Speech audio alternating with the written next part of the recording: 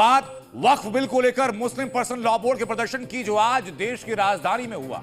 एक मशहूर कहावत कि जहां सियासत घुस जाती है वहां आंदोलन की कब्र खुद जाती है। तो आज जो जंतर मंतर के वक्फ संशोधन बिल के खिलाफ प्रोटेस्ट में दिखा, क्या वो इसी तरफ इशारा करता है? दिल्ली के जंतर मंतर पर आज जो वक्फ बिल के विरोध में प्रदर्शन हुआ, उसमें जमकर पोस्टर लहराए गए, जमकर नारेबाजी हुई। ये उसी दौरान की तस्वीरें हैं। आप पोस्टर पढ़िए कि क्या क्या लिखा हुआ है, क्या क्या नारेबाजी की गई वो बताऊं आपको। लेकिन जंतर मंतर पर आज all India Muslim personal law board के प्रदर्शन के दौरान जो कुछ दिखा, उससे साफ लगा कि प्रदर्शन को वोट बैंक की लालची सियासी पार्टियों ने हाईजैक किया। क्योंकि जंतर मंतर पर प्रदर्शन के दौरान एक खास सोच वाली पार्टियों के नेताओं की भीड़ दिखी। करेंगे अगर चंद्रबाबू नायडू, पासवान साहब और नीतीश कुमार अगर इसका तायीद करेंगे तो इनको जनता जिंदगी भर याद रखेगी। ये बिल न सिर्फ अनकॉन्स्टिट्यूशनल है, ये बिल डिस्क्रिमिनेटरी है। साजिश के तहत ये बिल लाया जा रहा है जिससे कि वक्फ की प्रॉपर्टीज पर कब्जा किया जा सके। हम इसे रोकने के लिए लड़ रहे हैं और हर तरह से लड़ेंगे। विपक्ष को आप दरकिनार करोगे, संविधान से ऊपर काम करोगे। तो ये बिल जहां तक जाएगा, सदन में लौट के आएगा, सदन विरोध करेंगे, सड़कों पे आंदोलन होगा, सड़कों पे करेंगे, माननीय न्यायालय में आवश्यकता पड़ेगी तो वहां तक जाएंगे। अब मैं दिखाता हूं आपको कि इस प्रदर्शन में क्या क्या प्लेकार्ड लेकर लोग पहुंचे। आप देखिए जरा तस्वीरें। प्लेकार्ड्स में लिखा है कि once a Waqf always a वक्फ, यानी एक बार जो वक्फ हो गया वो हमेशा के लिए वक्फ हो गया। इसमें लिखा गया सेव वक्फ, सेव कॉन्स्टिट्यूशन, यानी वक्फ बचाओ, संविधान बचाओ। क्या ऐसे संविधान बचेगा? संवैधानिक तरीके से जो बिल बना, जो देश की संसद में पेश होगा, उसके विरोध में सड़कों पर आने से, धमकी देने से या कहने से कि वक्फ के लिए मरने मारने की धमकी से संविधान बचेगा? ये सवाल आज की तारीख में पूछा जाना चाहिए। लेकिन आज के प्रदर्शन ने खास सियासी पार्टियों की प्लानिंग को बेनकाब कर दिया। इसका सबूत ग्राउंड जीरो पर दिखा। आप देखेंगे कैसे पूर्व सांसद मोहम्मद अदीप ने वक्फ पर बनी जेपीसी के अध्यक्ष जगदम्बिका पाल को खुलेआम धमकी दी। जगदम्बिका पाल साहब को आप ये खबर दे दीजिए कि वो पास करके दिखाएं और फिर देखें कि क्या हश्र होता है उनका और उन पार्टियों का जिन्होंने इस बिल को पास कराया है, उसको हम दिखाएंगे।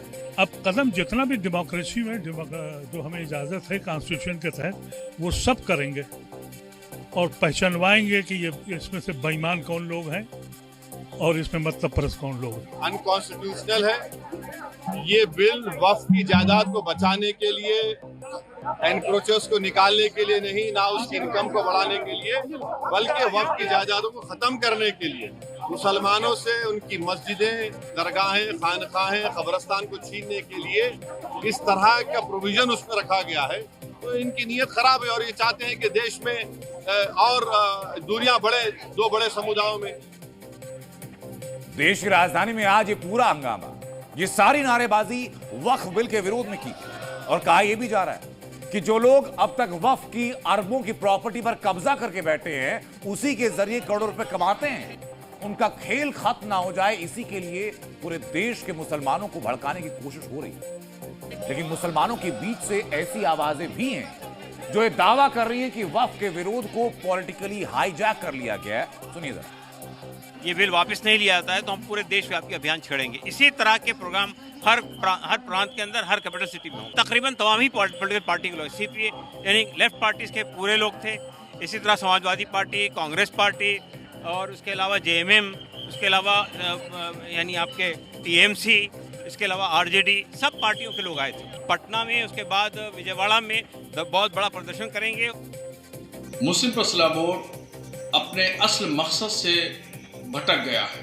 पहले बोर्ड में कोई भी पॉलिटिकल शख्सियत को ओहदा या मेंबर नहीं बनाया जाता था, मगर आजकल का जो बोर्ड है, इस बोर्ड में हिंदुस्तान में जितनी भी सियासी जमातें हैं, पॉलिटिकल पार्टियां हैं, उनके अक्सर मेंबर पार्लियामेंट हो या और ओहदेदारान हो, वो सब मुस्लिम पर्सनल लॉ बोर्ड के मेंबर हैं या उनको कोई न कोई जरूर पोर्टफोलियो दिया गया है। कुरान शरीफ की नाजिल हुई पहली वही में इकरा का जिक्र, इकरा बिस्मी रब्बिकल्लज़ी खलक। यानी कुरान पाक में लिखा है कि इस्लाम को मानने वालों अपने रब के नाम से जिसने पैदा किया उसके नाम पर पढ़ो, समझो और बात को। लेकिन क्या वक्फ बिल के खिलाफ सड़क पर उतरी मुस्लिम आवाम ने वक्फ संशोधन बिल को पढ़ा है? क्या आम मुसलमान और प्रोटेस्ट में भीड़ की शक्ल में लगाए गए लोग जानते भी हैं कि वक्फ बिल में क्या लिखा है, या सिर्फ सुनी सुनाई बातों को और एजेंडे की चपेट मुसलमान आ रहा?